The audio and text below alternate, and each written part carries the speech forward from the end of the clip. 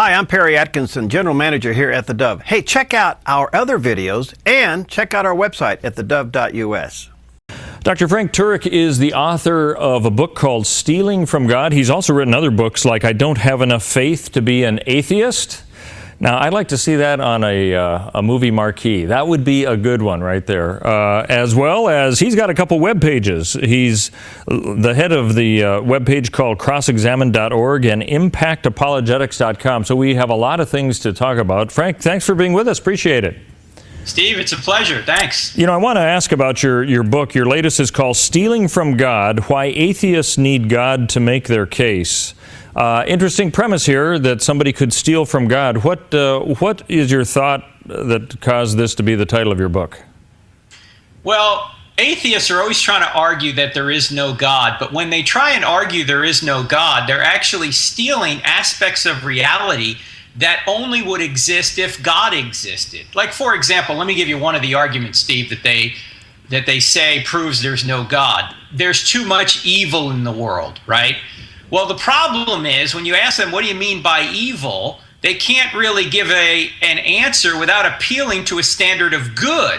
But good only exists if God exists. In other words, evil doesn't disprove God. Evil may prove there's a devil out there, but evil actually points back, it boomerangs back to a God who is the ground of good, because there could be no such thing as evil unless there's good, and there could be no such thing as good unless there is God, the standard of good. So in order to argue against God, atheists have to sit in God's lap to slap his face. Now that's just one of many arguments that atheists give against God that actually backfire, and I point those out in the book. Okay, I'm glad that you mentioned that because, you know, I've long thought that there has to be some sort of a sense of morality for somebody to have a point of view, whatever that is.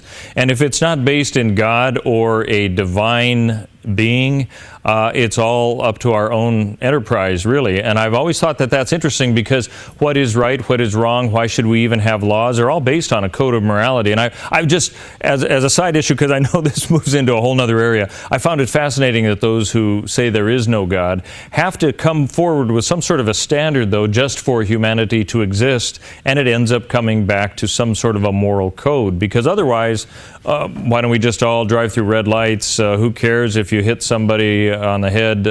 You know, it doesn't matter. It's all equal. It's survival of the fittest and all the rest. So I'm glad you mentioned that. But, you know, here's the question I have that kind of goes along with what you asked. Why do you think that atheists feel the need to refute a God even? Because it seems as though there's an agenda there that they have to convince other people. And if they think there is no God, why would they feel they have to convince anybody of anything?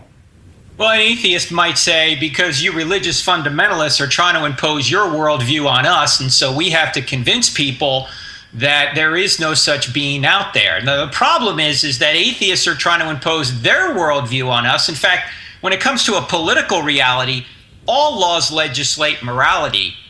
The only question is, whose morality will we legislate? And as you just pointed out, Steve, the atheists are left with no standard by which to judge anything right or wrong. I mean, they can know right or wrong, they can act rightly, but they can't justify a standard out there as to what actually is right. So they wind up stealing that standard from God in order to argue against him. So they are trying. In fact, I see this on college campuses all the time, Steve. I go to a lot of college campuses, and I normally do a presentation called I Don't Have Enough Faith to Be an Atheist, based on my previous book.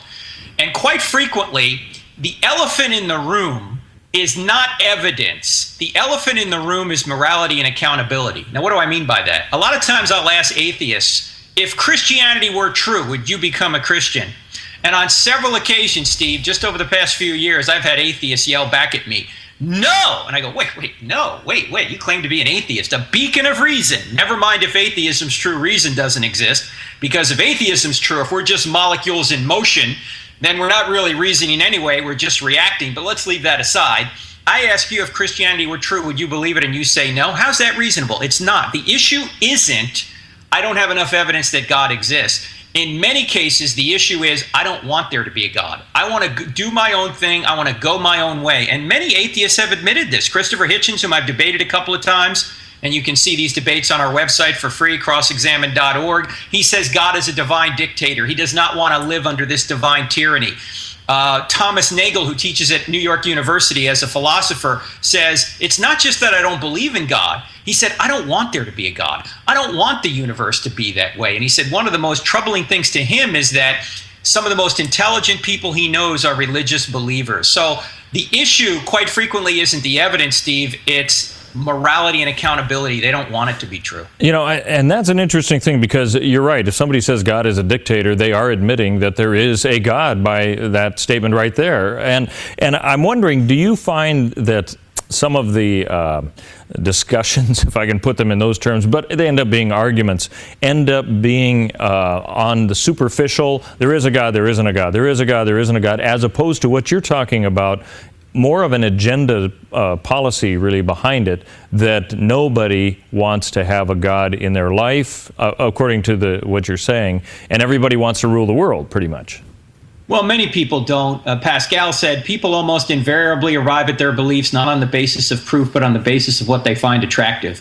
And a lot of people find it attractive, the idea that there is no God. Why? Because then they can be God. Then they can do their own thing. Of course, the sword cuts both ways. A lot of people find Christianity as attractive. And if you tried to ask them, well, how do you know Christianity is true? They couldn't give you any evidence. Now, thankfully, you can believe something is true even if you don't know why it's true. In the case of Christianity, the evidence is behind Christianity. But with regard to atheism, they are the ones out there who are trying to come up with all these different aspects of reality that only exist if God exists. In fact, that's what the book, Stealing from God, Why Atheists Need God to Make Their Case, is all about. In fact, there's an acronym in there, an acrostic I use, Steve, to try and point out the things that atheists try and say point away from God, but would only exist if God existed. The acronym or the acrostic is C.R.I.M.E.S, C.R.I.M.E.S, and each chapter goes through one of these crimes. The C stands for causality, the R reason, the I information, the M morality, the E evil, and the S stands for science. Those things, causality, reason, information, morality, evil, and science, wouldn't exist unless God existed. Yes, yet atheists are using them to try and say God doesn't exist. You know, it seems to me that these arguments that we've been discussing seem to be more on the surface now than they ever have been. Is that true, or do you think it's because we have more access to YouTube and videos and all that kind of bring these discussions that people otherwise wouldn't have had into the public forum? I think that's a good question, Steve. I think the atheists, the new atheists, these are people like Richard Dawkins and Christopher Hitchens and Sam Harris and Daniel Dennett and a few others.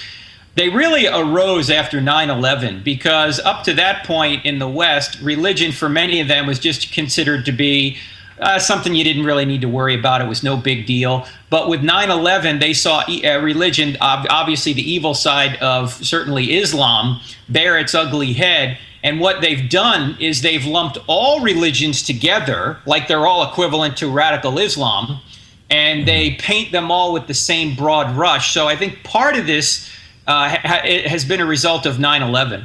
You know, you talk about the supposedly rational view that those who have an atheistic tendency tend to have, and a lot of them are academians, and yet there seems to be this illogical step that is taken, like you said, lumping all religions together, which doesn't make any sense at all, because that's about as unreasonable as one could expect. Do you think that that type of thing is being used as an argument, or do they really believe some of the things that are said in that regard? I don't know if they really believe it. I'd assume they do. It's interesting that Richard Dawkins at the so-called Reason rally in Washington, D.C. 3 years ago resorted to ridicule when he said that we ought to mock believers. Well, if his view is so reasonable, why would he be mocking people? Why wouldn't he just provide evidence and say, look, here's the truth? So it's interesting they resort to ridicule. And Christopher Hitchens was the same way. He resorted to ridicule so much, even in his book, which, by the way, had a lot of truth in it. Religious people have done many evil things, but of course there would be no such thing as evil unless there was good, and there would be no such thing as good unless God existed. But in my debates with Hitchens, I ended both debates this way. I said, Christopher Hitchens' view can be summed up in one sentence. Here it is. There is no God, and I hate him. That's really what you could tell by reading between the lines of his book. So much of it Steve, is emotional, it's volitional, it's moral, it's not intellectual. A lot of atheists are hurt, they're angry, they think the God that they have in their mind has let them down, and so they think he doesn't exist. And otherwise, I wouldn't see why they'd resort to ridicule and mockery when they could just use so-called reason if they think their view is really reasonable. You know, I remember one section from Expelled with Ben Stein where he was talking to Richard Dawkins, and he was just asking the question, well, where do you think life began? And Dawkins, you know, you would have thought he had really thought this through because of his arguments, but he said, oh, I don't know, maybe it was some sort of, it was like space dust that created a life form or a life form from another planet. Yeah, an alien. An alien. And then he goes, well, where did the alien come from? Well, I don't know. And you could tell he was getting a little perplexed. And I thought, you know, I'm really surprised that such a basic question could really, I guess you'd say, trip up somebody like that who is supposedly one of the spokesmen for atheism. And it surprised me how he hadn't thought that through. And it made me wonder, is there really this intellectual atheistic viewpoint, or is it back to what I think you've hit on? People just don't want to have a God in their life or admit that there is one. Is it? Am I distilling it down to basic? Is that what it is? Well, I would say many of the new atheists are like you say, but I don't want to be guilty of the same thing I'm saying they're doing. I don't want to paint with too broad a brush. The people that I deal with in the book, Stealing from God, are people like Lawrence Krauss, Richard Dawkins, Sam Harris, Christopher Hitchens. They're the more prominent atheists that you hear about in the media. Now, that's not to say there aren't some academic atheists that you and I maybe have never heard of that might not have a more restrained and reasonable approach to their viewpoint. But my point is that even if they think that they have the reasonable viewpoint, they are stealing reason itself from God, because reason wouldn't exist in an all atheistic, materialistic world. You see, if the atheists are right, they believe everything's material. Well, the laws of logic that we are using right now, Steve, to communicate are not made of materials. The law of non-contradiction isn't made of molecules. It's an immaterial reality that we use to communicate and to think. So when atheists try and give reasons against God, they are actually stealing from God in order to argue against him. Now, I'm not saying that just because there are these laws of logic, the God of the Bible is true, but I am saying that atheism is false, because, or at least you couldn't know if atheism were true, because there'd be no way to provide a reasonable argument for atheism if we're all just molecules in motion, because we're not really thinking, we're just reacting. I think the evidence points to the fact that the ground of all reason ultimately winds up to be the God of the Bible with other evidence, but I'm simply saying here that reason does not comport well with the atheistic worldview, because everything is material in the atheistic worldview, and the laws of logic aren't made of materials.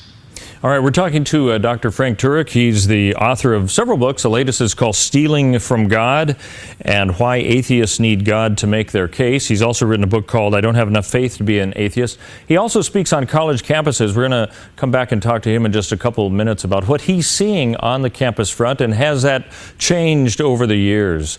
So keep it tuned right here. We'll be back with more on Focus today.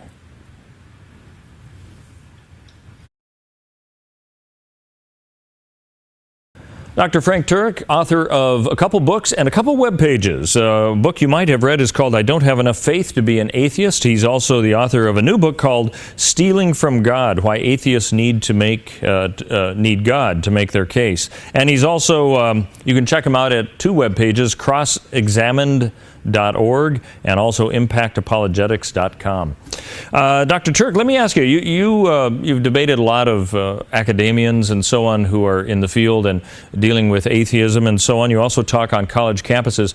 I think of how, let's talk about in general terms the college campuses from the 60s to what we're seeing now. You know, it's a place supposedly for open speech and discussion and all of that. What is it that you're seeing on college campuses right now when you go to speak to students? What seems to strike you as interesting, unique, or perhaps different? Well, I think there's a great spiritual hunger out there, because when we create, or when we come on a college campus and present I don't have enough faith to be an atheist, we get a lot of people showing up. Of course, whenever you call it I don't have enough faith to be an atheist, you get everyone from atheist to Christian showing up. And during the Q&A, there's quite a lot of give and take, so it makes for an interesting evening. So I think there is a hunger out there for it. What I also see, however, is I see a lot of political correctness. I see a lot of speech codes and free speech zones and all this nonsense out there on many college campuses, because quite frequently the people who say they're fighting for tolerance are often the most intolerant people out there. So I've been protested, believe it or not, on college campuses. I wrote another book called Correct, Not Politically Correct, How Same-Sex Marriage Hurts Everyone. I was at the University, Ohio University, a couple of years ago, and they were all picketing me that I was coming to talk about I don't have enough faith to be an atheist. So I invited them all into the session, and they all stood in the back with their signs, and they heard the entire presentation, including the gospel at the end, and then I answered their questions. So I'm open to talk to anybody. I'll tolerate anybody on a college campus. However, there are many people out there that won't tolerate people like me. So as you think back to what you have read about, maybe experienced years ago, have college campuses changed, or are they becoming less tolerant from what it sounds like you're saying? I think they're becoming less tolerant. I don't know what it was like in the 60s, and I've been told that if you remember the 60s, you weren't there. It all depends what campus you were on, I think. That's right. That's right. Well, I grew up in the I was born in 61, so I was just a grade schooler when the 60s were going on. But I think it's getting less tolerant and more politically correct. In fact, a friend of mine, Mike Adams, who's a columnist at townhall.com, works through the Alliance Defending Freedom, because he gets emails from students who say, well, we've got this speech code now on this campus, and so he'll contact the Alliance for Defending Freedom. They'll fire off a letter to the president and say this is unconstitutional, and usually the university will back down. So the university out there is putting all sorts of unnecessary restraints on speech and unconstitutional restraints on speech, and we need to speak up as Christians, not for just our sake, but for the sake of everybody. You know, I think the group ACLJ is also seeing a lot of that happening on college campuses as well, and I'm kind of amazed, I mean, from the news that we cover, how the same article could have been written at yet another college campus, where all of a sudden some clamping down of what are personal freedoms that are guaranteed in the Constitution take place at yet another institution. That story's over, and then it happens in another part of the country. I'm kind of amazed. It seems to be an ongoing battle that way. What is it that when you go and you talk to some of these students and you're done with it all, what do you think is the conclusion? I realize it's a little bit of a biased view, but from when you walk away, do you feel you've accomplished something on that campus? Oh, absolutely. I kind of feel like probably the Apostle Paul felt when he went to Mars Hill. You know, some mock what you do, some believe what you say, and others say, I'll hear you again. I mean, that's the same three responses any speaker gets, right? I agree with you, I don't agree with you, I'm going to mock you, or, let me consider this further. So I think that's true wherever we go. I mean, we get emails all the time that people are affected positively by I don't have enough faith to be an atheist seminars. Now, the new book, Stealing from God, Why Atheists Need God to Make Their Case, this book really deals with the arguments that you hear on college campuses, particularly from atheistic college professors, because, Steve, college professors are 5 times more likely to be atheists than the general public, and more than half of college professors view evangelical students unfavorably. And to a certain extent, I don't blame them for that, because most evangelical students get to college unable to support what they believe. So I can see why many college professors are unimpressed with the inability of evangelical students to articulate why they believe Christianity is true. And as you probably know, Steve, 75% of young people who are Christians who go off to college walk away from the church once they go to college. And there's a number of reasons for this, but one of the reasons is intellectually they don't know why it's true, because we've never told them why it's true. So that's what we're trying to do in these books called Stealing from God and I Don't Have Enough Faith to Be an Atheist. We're trying to show people why it's much more reasonable to believe in Christ, and you have to steal from God in order to argue against him if you want to be an atheist. Okay, now you've hit on something that I wanted to talk about, ask you about, because as you look at those students who are coming into classes, or maybe any kind of just a discussion that Christians might have who have a belief system, they know what they believe, but they have a hard time articulating it, what would you say are the biggest problems that people of faith have in trying to engage somebody in a way that has a benefit to actually discussing the issues of atheism or whatever the biblical concept might be? What would you suggest? The problem is we try and make statements rather than ask questions. And there are questions you ought to ask when people make a claim. In fact, we have an app on the iPhone or the iPad or the Droid. It's called the Cross-Examined app. People can download it for free, Steve. And we've had almost 50,000 downloads in the past, 16 months or so. On this app, there's a quick answer section. And the quick answer section gives people questions or facts that they can relate back to somebody who makes a statement. So there are 3 questions one ought to ask when somebody says something. The first question is, what do you mean by that? Because quite frequently, like, people will ask me, well, do you believe in evolution? My first question is, what do you mean by evolution? Right? If you mean change over time, I'm with you. We all see that. But if you mean the molecules to man philosophical worldview that says there was no intelligence that intervened in any point in creating life, no, I don't think the evidence shows that. The second question, after you ask what do you mean by that, is how did you come to that conclusion? I ask people all the time. In fact, we have videos of Q&A on college campuses. They're all on our website, crossexamine.org, where people will say, do you believe in evolution? And I'll say, what do you mean by evolution? And they'll tell me that Darwinism, and I'll say, okay, how did you come to that conclusion that Darwinism is true? Do you know, Steve, I've never gotten a good answer, other than all scientists believe this. Nobody comes forth with evidence. And if they do come forth with evidence, it's circular evidence. It's not any evidence that really supports their viewpoint. So always ask, what do you mean by that? How did you come to that conclusion? The third question, and all these questions are in the app, the third question is, have you ever considered,